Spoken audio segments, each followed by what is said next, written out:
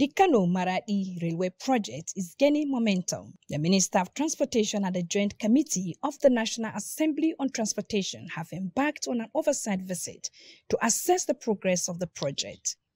The visit aims to evaluate the contracting firm performance and identify areas requiring intervention to fast-track the project. Here, essential materials for the railway are being manufactured. Production of critical components such as sleepers, grippers, and rail nuts is well underway. Current project status indicates topsoil removal 72.2% complete, embankment 38.3% complete, supply for permanent way 28.5% complete, bridges and overbridge structures 4.6% complete.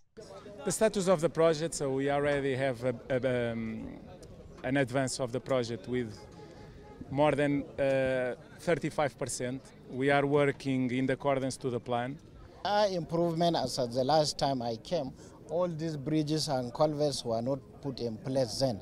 And even the question of compensation that you have addressed to the National Assembly, I have directed the contractor to ensure that they have paid all the compensation along the corridor. A lot of earthwork being done, a lot of concrete work is equally being done. And we are even surprised that many men and materials are maintained at the site. And it shows that the company is really very serious. Everybody seems to be impressed with what they've seen today. It's really major infrastructure. The progress seems to be very solid. The $1.9 billion project, equivalent to 400 billion naira, is fully funded by the contracting firm, with the Nigerian government contributing 15% through appropriation.